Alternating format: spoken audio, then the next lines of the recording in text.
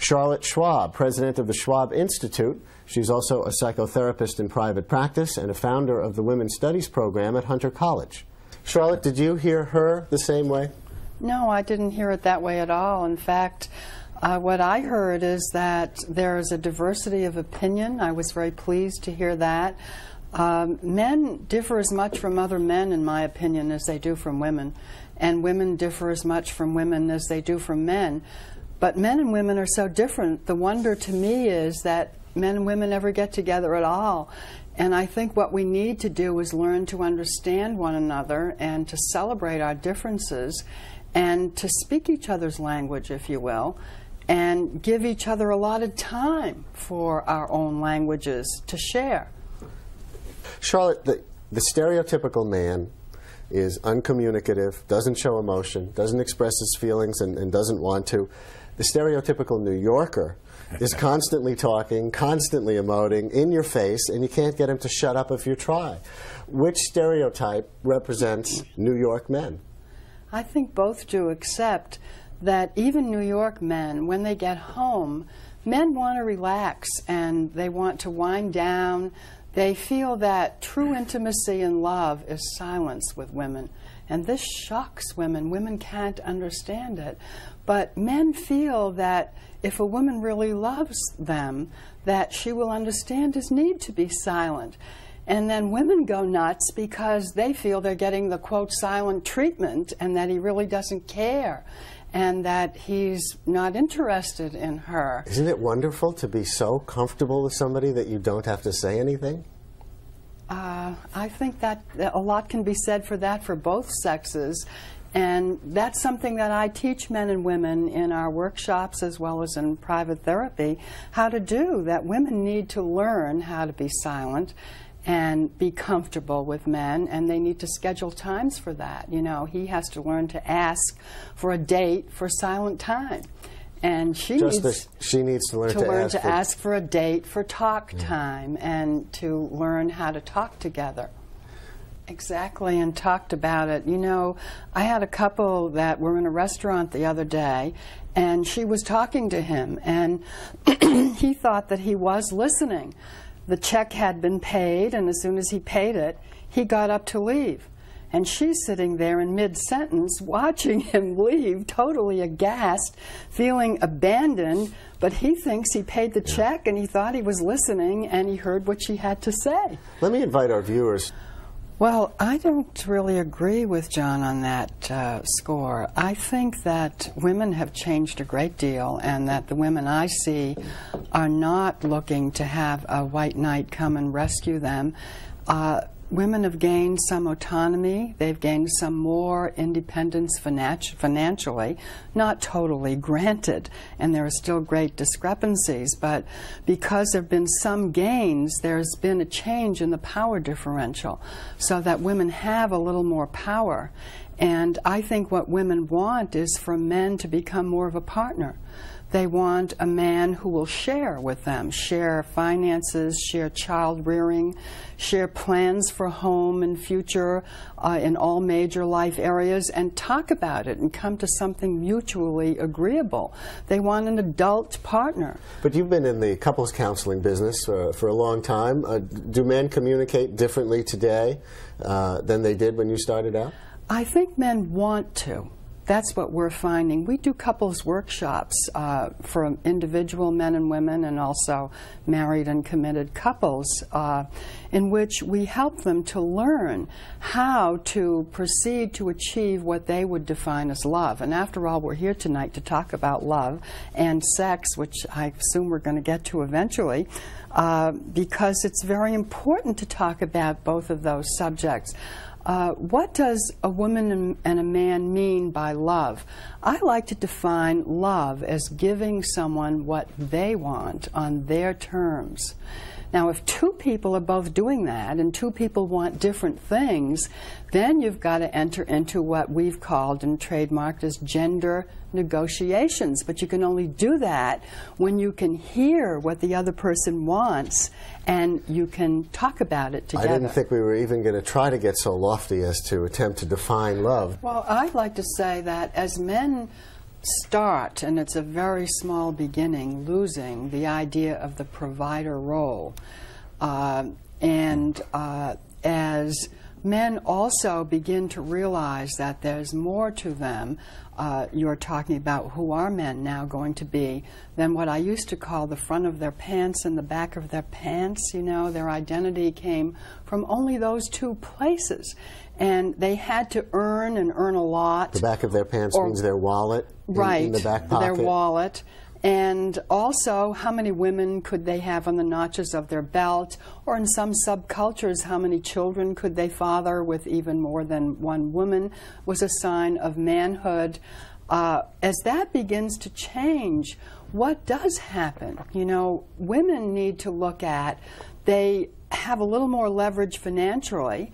They have less leverage sexually because men can get it, so to speak, almost anywhere since the sexual revolution. And so women have to look to other ways to be able to relate to men and establish friendship. And as Stanley has indicated, you know, men are taught to be men even in the gay community, and that sex is of primary importance. So I always like to tell women to look at two movies when they tell me, but if they don't use sex, they'll lose him and he'll leave. I say, well, look at When Harry Met Sally. Get to be friends first and get to really know each other and care about one another. And then look at About Last Night and realize that when you have sex, it changes the dynamic, and no longer can you then begin perhaps to see each other as people and then ask each other, well, who am I with these changing sex roles? And who are you? And then who do we want to be together, and find some way that you can achieve that you're a couple. Celibacy and abstinence for personal growth. I think so at first. I think it's very important. It certainly also makes sense in this day of AIDS. Let's take some phone calls. I think, you know, as Sam Keen wrote, men are trained not only not to feel feelings like tenderness and sadness and affection and demonstrativeness physically, but men are trained to go to war. So if men are being trained to go to war, how can we expect you, the three men here sitting with me this evening on this panel, to have feelings about tenderness, feelings about affection, let alone be able to tell me about what those are? So we have a long uphill battle, don't we? Absolutely. I think that you're a non-stereotypical male, and I would say to perhaps keep your eyes open for the kind of woman who could really appreciate you, and there are women out there who can do that. Come to our seminar this Friday night at the New York Open Center. We'd love to have you. I think we're finding in our seminars at the Schwab Institute that men are ready to learn how to make connection and learn how to be empathic and to establish a mutually sympathetic kind of relationship. And they want to learn communication skills. One of the previous callers mentioned that it's a question of communication. And absolutely, it's a question of helping men to learn how to be active listeners, which I do think they want to be, and to learn the kind of body language that will make that connection, the eye contact that most men don't know how to make. If you might notice, you know, I get this syndrome of nodding my head. Maybe as a therapist we get more of that. But women do that automatically. We're taught to from childhood. Yeah, the question of is it better? But what we find is that when women and men learn how to sit and face each other as couples, and also to have some parts of their bodies touching, either holding hands, sometimes they like to have their knees touching, and make eye contact for 30 seconds and not talk, an amazing thing happens. You know, men will be very quick to say they're not afraid of anything, because men are taught not to be afraid. And yet, men fear eye contact because they fear intimacy. Intimacy is what I like to call into-me-see and into-you-see, or into-me-see, two ways. And you know, the eyes are the windows of our souls. We had a couple who, she asked him, would you like to see movie A or movie B? And he said, "We're going to see movie C tonight," and he began to make preparations. She regarded that as dominating, and what he thought was, she's just so indecisive, I'm just going to pick the movie. So yes, women have to learn men's style, and men need to learn women's style. But you know, it isn't just a question of style. It's also a question of deciding that both are going to share power. And both are going to share initiating and deciding together what they're going to do, and do it, you know, together. So as a matter of fact, I have been sitting here feeling, and I wonder if my perception is shared by viewers, that you're always talking to John first, somehow, Brian, and then addressing me, and then maybe addressing Stan. I don't know if the two of you also feel that way, but I do feel that men do address other men, and that men relate to each other with competition, and that they're taught to relate to each other with competition, and that that's how they relate to their spouse, their wife, their partner, their girlfriends, or whoever. And I think the thing is that we all need to learn to get over this competition and to trust each other and to feel we're really all here for the same purpose. You know, we're all here to love each other, to love ourselves, know who we are, and then to love each other and give to the world. Does it work the other way? Do women tend to trust women more and do the same thing in similar settings? I think women are more trusting, yes, and they're trusting of men too. And I think women have to learn to know whom to trust, not to be so trusting so readily. Right, that's it. Well, I do agree with that, but I do think that, however, women in the home, the power is changing. Women don't have as much power in the home, and they don't want it as much as they used to, because they're beginning to have more power in the workplace.